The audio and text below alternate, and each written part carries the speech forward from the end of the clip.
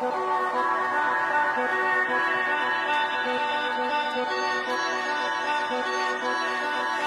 losing my gravity, all the weight that holds me down. It's your love that lifts me out.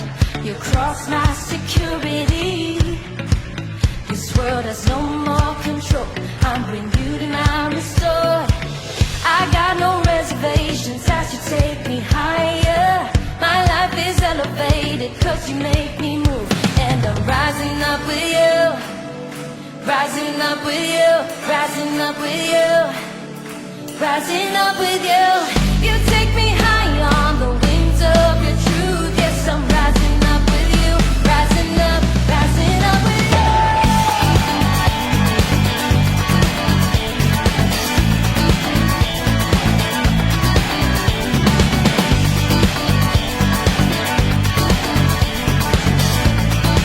We're gonna sing this together, come on. Stand by your majesty.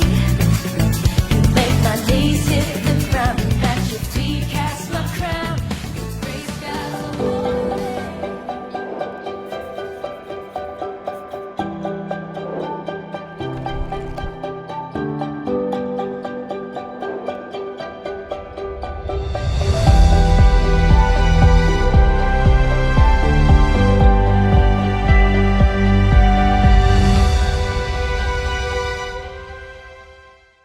Baik, kita akan melanjutkan seri khotbah Nearness, ya, minggu kelima, Allah yang menjaga perjanjian, diambil dari kitab Yesaya.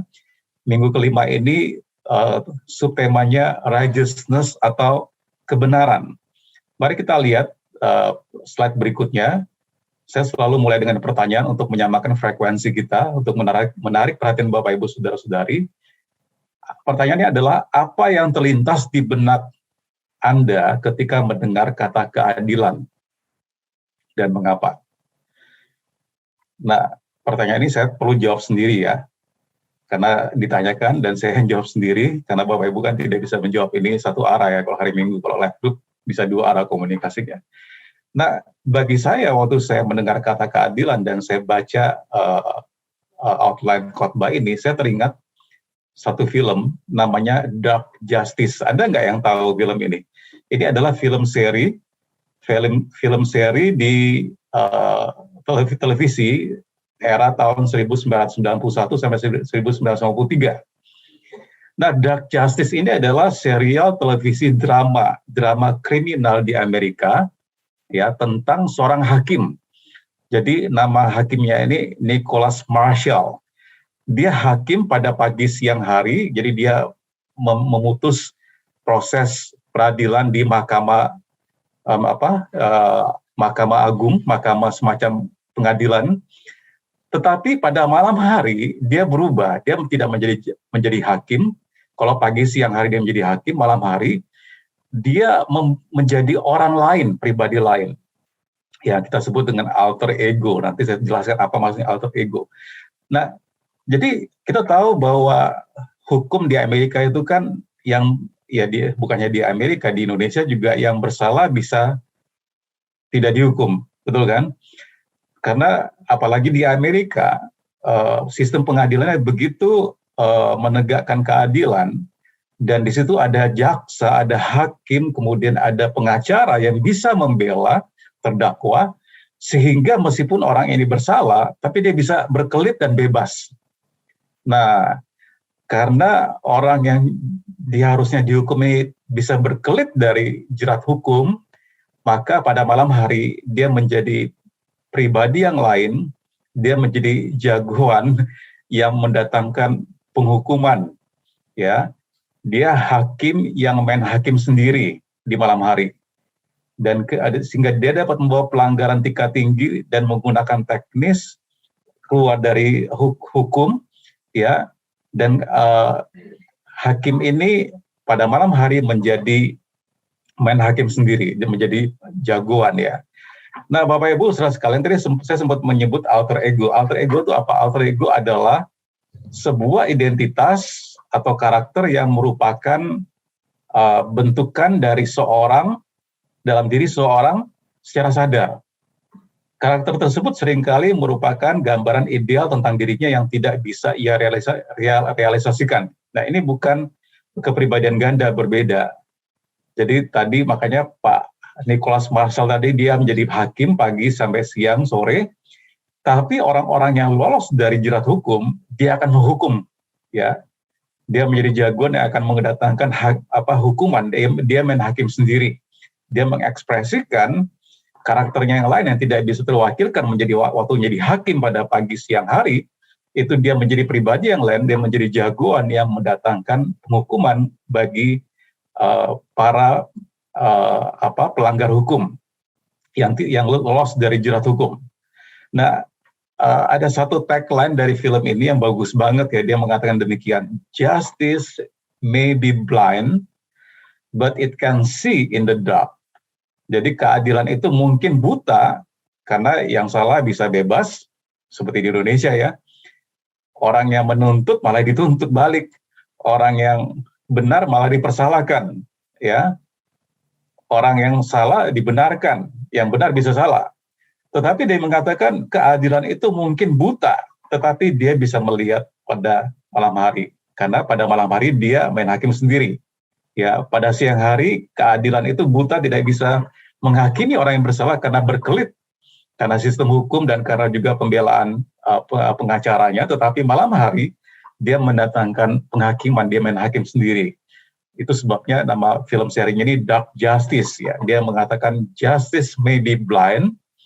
Keadilan itu mungkin buta, tetapi dia bisa melihat pada malam hari. Maka nama filmnya Dark Justice. Saya beberapa kali ingat sekali waktu masih mahasiswa, beberapa kali nonton film ini. Ini serial yang selama 3 tahun. Nah, Bapak Ibu saudara sekalian, apa hubungannya dengan teks kita pada hari ini? Ingat, teks kita pada hari ini atau subtema judul khotbah hari ini adalah righteousness atau kebenaran. Teks kita diambil dari Yesaya 59 ayat 6. Bunyi firman-Nya demikian. Dengan demikian kebenaran telah hilang. Ya. Kebenaran telah hilang. Dan siapa yang menjauhi kejahatan, jadi justru orang-orang menjauhi kejahatan, malah ia menjadi korban rampasan. Jadi ada orang yang berusaha menjauhi kejahatan, ada orang yang berusaha tidak melanggar hukum, tetapi dia menjadi korban rampasan. Tetapi Tuhan melihatnya dan adalah jahat di matanya bahwa tidak ada hukum. Ini teks kita masih dalam kitab Yesaya, diambil dari Yesaya 59 ayat 6. Nah, apa latar belakangnya Bapak Ibu saudara sekalian, settingnya demikian. Nabi Yesaya menggambarkan kondisi bangsa mereka pada waktu itu, di mana tidak ada keadilan, di mana terjadi kekerasan, terjadi korupsi, dan ia mengatakan bahwa karena kebenaran itu berdiri jauh. Di ayat 14 dikatakan, nanti kita baca teksnya, dikatakan kebenaran itu berdiri jauh. Ya. Orang-orang telah terpisah, dipisahkan, ditinggalkan, meninggalkan Tuhan. Dan kemudian, ini gambaran yang terjadi pada waktu itu, ketidakadilan di negeri itu telah membuat umat Tuhan putus asa. Tadi kita baca teks kita 59 ayat 16 tadi mengatakan bahkan orang yang menghindari kejahatan itu dirampas, ya, mengalami aniaya, mengalami ketidakadilan. Nah, tetapi Tuhan ingin Nabi Yesaya tidak hanya menunjukkan pelanggaran mereka. Kita tahu Bapak Ibu saudara sekalian, settingnya adalah bangsa Israel ini kan berdosa meninggalkan Tuhan, dan oleh karena itu mereka dihakimi, dijajah oleh bangsa lain, mereka dibuang ke pembuangan. Tetapi dalam keadaan yang seperti itu, ya, Tuhan menghendaki Yesaya tidak hanya mengekspos dosa mereka, tapi Tuhan ingin Yesaya juga membawa harapan, hope, ya, pengharapan kepada situasi bangsa Israel pada waktu itu di mana tidak hadirnya keadilan, jauh kebenaran tidak hadir. Nah, ada 3 poin yang membuat kita bisa mengingat khotbah ini dengan baik. Yang pertama, Tuhan tidak menutup mata terhadap hilangnya kebenaran dan keadilan. Tuhan tidak menutup mata. Ya. Di dalam ayat yang ke-14, Yesaya 59 sampai 16 dikatakan, ini Bapak Ibu perhatikan teksnya, dikatakan, hukum telah terdesak ke belakang. Ya. dan keadilan berdiri jauh-jauh. Sebab kebenaran tersandung di tempat umum dan ketulusan ditolak orang. Coba perhatikan Bapak Ibu Saudara-saudara sekalian. Ini gaya bahasa narasi Alkitab yang disebut dengan personifikasi. Hukum ini dipersonifikasikan sebagai orang, manusia. Coba kita baca sekali lagi. Jadi kalau hukum ini orang, dikatakan dia terdesak ke belakang. Dan keadilan, kalau ini orang keadilan, dia berdiri jauh-jauh. Ya, jauh keadilannya. Sebab kebenaran tersandung di tempat umum. Kalau kebenaran ini orang, dia tersandung di tempat umum.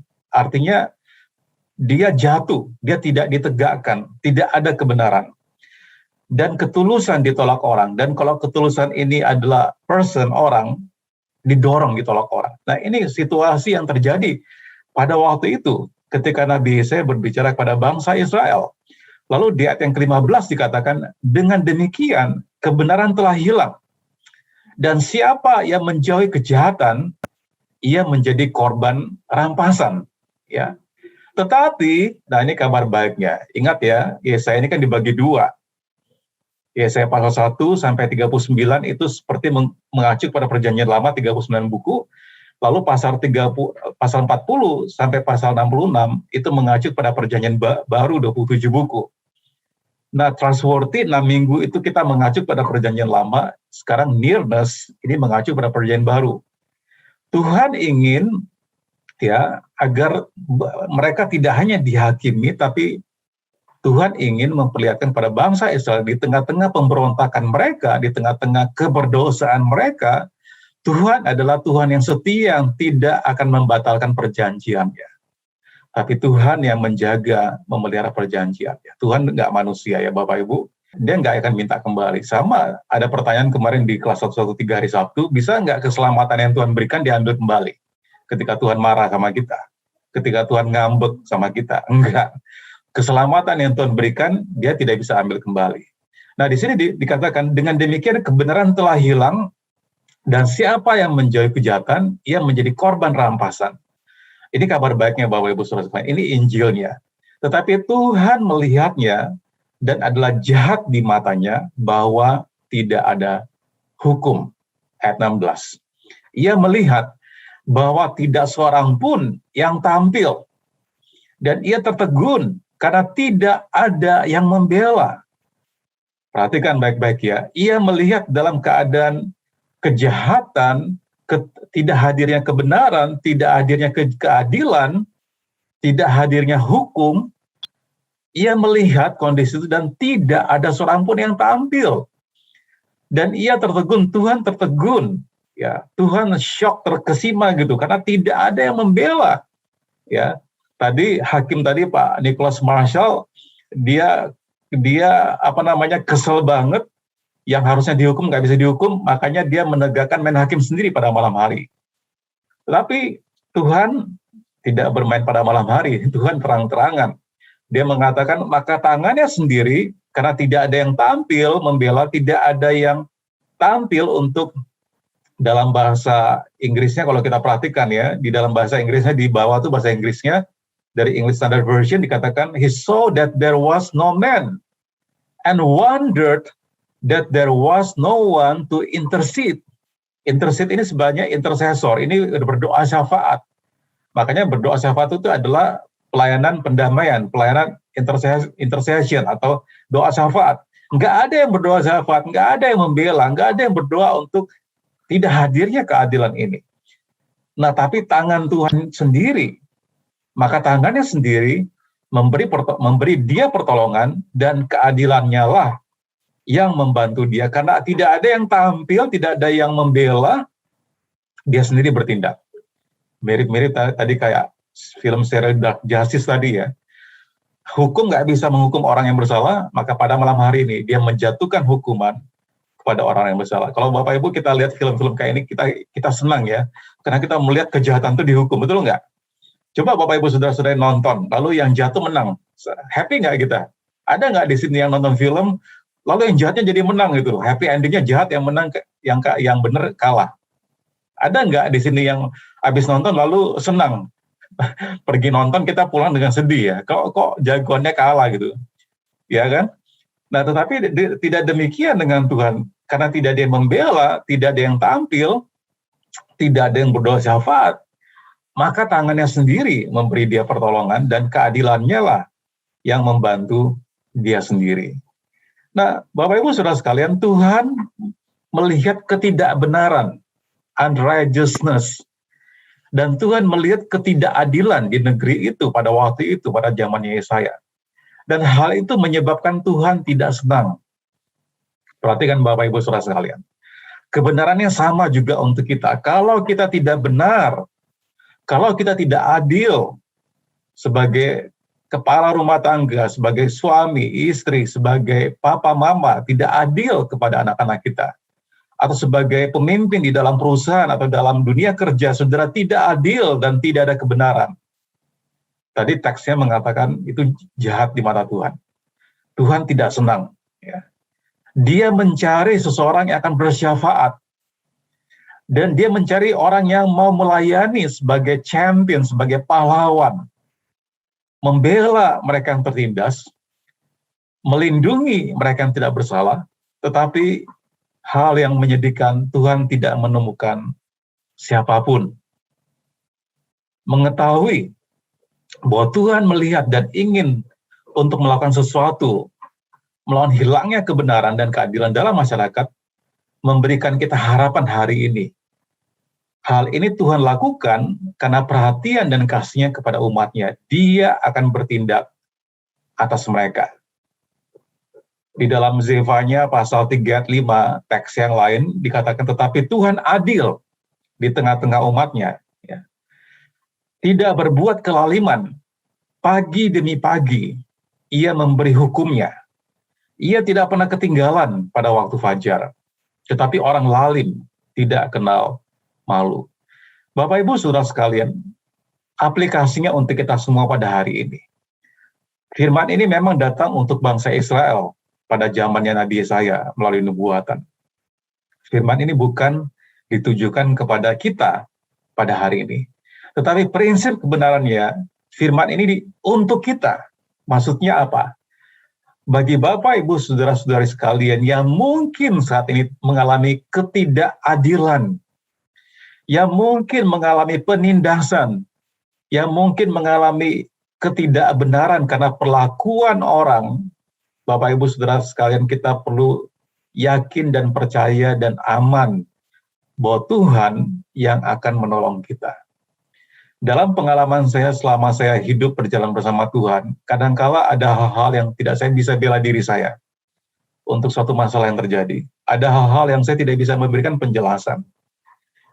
Ya, tetapi Bapak Ibu, saya pernah melihat, saya sudah melihat dan terus akan melihat, biasanya ya orang-orang yang berbuat jahat kepada saya, orang-orang yang memfitnah saya dan saya tidak bisa membela, itu pada endingnya malah mereka yang tidak diberkati. Mereka mengalami kesulitan dalam hidupnya. Saya yakin Bapak Ibu Saudara sekalian mungkin mengalami hal yang sama yang pernah saya alami. Atau Bapak Ibu Saudara-saudara akan mengalami hal tersebut. Tetapi firman Tuhan yang datang kepada kita pada pagi menjelang siang hari ini, hari Minggu pada hari ini. Firman ini mengatakan, setiap pagi ia memberi hukum, ia memberi hukum-Nya, dan tidak pernah ketinggalan pada waktu fajar. Dan Tuhan yang akan membela umat-Nya. Kalau Bapak Ibu Saudara-saudari sekalian percaya kepada Tuhan, maka Tuhan akan membela. Dan Tuhan adalah Tuhan yang adil. Tuhan adalah Tuhan yang mendengarkan. Makanya Bapak Ibu Saudara sekalian, kalau hari ini Bapak Ibu mengalami ketidakadilan, apakah dalam usaha, dalam pekerjaan, dalam kehidupan kampus, ya, Bapak Ibu Saudara-saudari, jangan takut dan jangan menyerah, jangan putus asa, karena Tuhan tidak menutup mata atas ketidakhadiran keadilan dan ketidakbenaran. Dia akan menghakimi. Ini suatu kebenaran yang melegakan kita. Jadi yang poin pertama, Tuhan tidak tutup mata terhadap absennya ketidakadilan dan ketidakbenaran. Yang kedua, Tuhan mendatangkan kebenaran. Teks kita selanjutnya di ayat yang ke-17 masih di pasal 59, demikian bunyi firman Tuhan, ia mengenalkan keadilan sebagai baju zirah dan ketopong keselamatan ada di kepalanya. Ia mengenakan pakaian pembalasan dan menyelubungkan kecemburuan sebagai jubahnya. Ketika Tuhan melihat bahwa tidak ada orang yang bersyafaat membawa kebenaran dan keadilan di negeri itu, maka dia sendiri terlibat aktif menegakkan tujuannya sendiri. Dengan lengan dan kebenarannya sendiri, ia akan membawa keselamatan.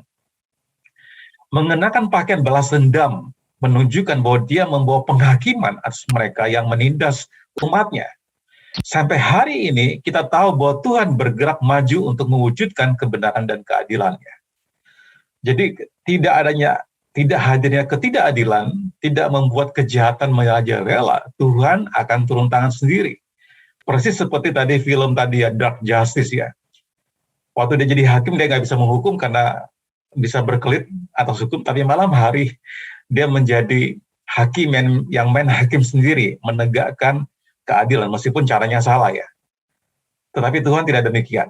Dia menegakkan keadilan bukan di dark justice, tapi pada terang dia menegakkan keadilannya, bukan di kegelapan. Poin yang pertama, saya ingatkan, Tuhan tidak buta ketika melihat ketidakadilan dan tidak adanya kebenaran, dan Tuhan akan menghadirkan kebenaran. Poin yang ketiga, Tuhan membawa kebenaran melalui penebusnya, yaitu Yesus Kristus Tuhan, Juru Selamat yang Bapak Ibu Saudara dan saya sembah. Yesaya 59 ayat 20 mengatakan, dan ia akan datang sebagai penebus untuk Sion. Sion berbicara gereja Tuhan.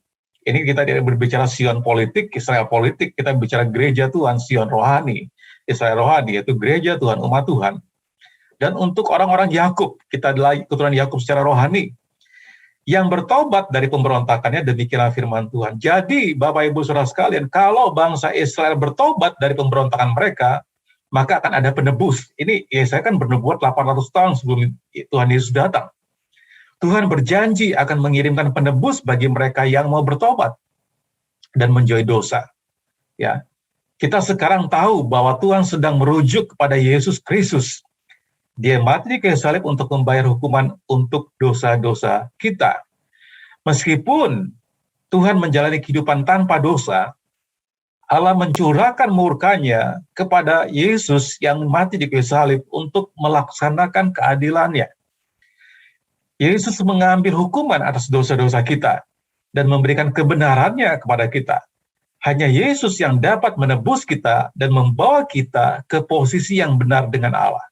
Perbuatan baik kita, moral kita, kesucian kita, kebaikan hati kita, perbuatan sosial kita, dan agama ibadah yang kita lakukan tidak akan pernah bisa membawa kita dibenarkan di hadapan Allah. Kita perlu redeemer, kita perlu penebus. Dan Yesaya bernubuat bahwa akan ada penebus ketika umatnya bertobat atas dosa-dosanya. Penebus itu hadir melalui pribadi Yesus Kristus Tuhan yang mati di kayu salib bagi Bapak, Ibu, Saudara, dan saya. Tuhan juga berjanji kepada umatnya bahwa rohnya dan firman-Nya tidak akan berhenti diberitakan oleh umatnya, tetapi akan diteruskan dari satu generasi ke generasi berikutnya. Yesaya 59 ayat 21. Ya. Apa yang telah dilakukan oleh penebus kita? Apa yang telah dilakukan oleh Tuhan Yesus di kayu salib? Dia menebus dosa Bapak, Ibu, Saudara, dan saya. Dan bagaimana berita penebusan ini terus menjangkau semua orang di seluruh dunia. Dan apa yang Anda lakukan, apa yang Bapak, Ibu, Saudara-saudari, dan saya lakukan saat ini untuk meneruskan roh dan firman Tuhan kepada orang-orang di sekitar kita. Karena firman Tuhan mengatakan roh dan firman-Nya tidak akan berhenti hanya untuk bangsa Israel fisik pada waktu itu. Dan roh dan firman-Nya juga tidak akan berhenti hanya sampai dalam kehidupan Bapak, Ibu, Saudara-saudari, dan saya. Kita harus meneruskan roh Tuhan ini dan firman Tuhan ini untuk memberikan keadilan, kebebasan, pembebasan kepada orang-orang yang mengalami ketidakadilan, orang-orang yang terjerat, orang-orang yang dibelenggu oleh dosa dan kelemahan. Pertanyaannya, dengar baik-baik. Pertanyaannya, apa yang Bapak, Ibu, Saudara-saudari lakukan untuk meneruskan rohnya dan firman-Nya tidak berhenti kepada kita? Saya ingin mengatakan demikian Bapak Ibu, betapa egoisnya kita kalau kita tidak meneruskan rohnya dan firman-Nya sampai ke bangsa-bangsa penuh dengan kemuliaan Tuhan sampai Tuhan datang kedua kali. Menurut saya yang paling bisa kita lakukan untuk meneruskan roh dan firman-Nya melalui pemberitaan Injil, melalui planting church, perintisan jemaat, sampai kita melihat kemuliaan Tuhan menutupi bangsa-bangsa, sampai kita melihat Tuhan datang kedua kalinya. Amin. Mari kita berdoa. Tuhan Yesus, sama berdoa untuk setiap jemaat-Mu, biar kami tidak hanya fokus pada diri kami sendiri, masalah kami sendiri, karena masalah akan selalu ada dalam kehidupan kami dan tidak pernah selesai. Kalau kami berpikir masalah selesai baru kami mau memberitakan roh-Mu dan firman-Mu, memberitakan Injil, memuridkan orang lain. Kalau kami berpikir masalah kami selesai dulu, kami tahu tidak akan pernah selesai. Sampai Engkau datang kedua kali juga kami selalu ada masalah. Dalam keluarga kami, dalam keuangan kami, dalam kesehatan kami, dalam pekerjaan kami, dalam studi kami, dalam hubungan-hubungan kami, Bang, selalu ada masalah. Tapi hamba-Mu berdoa pada hari Tuhan, bahwa kami tidak berhenti melihat pada diri kami sendiri, dengan masalah kami sendiri. Tapi seperti firman-Mu katakan, bahwa roh-Mu dan firman-Mu tidak akan berhenti hanya sampai kepada bangsa Israel. Tidak hanya akan berhenti sampai kepada gereja-Mu, umat-Mu, dan tidak hanya berhenti sampai ke kami. Tapi roh dan firman-Mu terus diberitakan dari generasi ke generasi. Anak cucu kami, cicit kami, akan menerima roh-Mu dan kebenaran firman. Dan banyak orang lain lagi yang kami jumpai dalam kehidupan kami. Dalam pekerjaan kami, dalam studi kami, dalam keluarga kami. Banyak yang akan menerima roh-Mu dan menerima kebenaran firman. Dan mereka dimerdekakan, mereka dibebaskan. Tuhan, Abang berdoa agar kami gereja-Mu, kami tidak sibuk dan hanya fokus kami pada diri kami sendiri, pada masalah kami. Tapi kami melihat kepada tuaian. Kau berkata, jangan berkata 4 bulan lagi.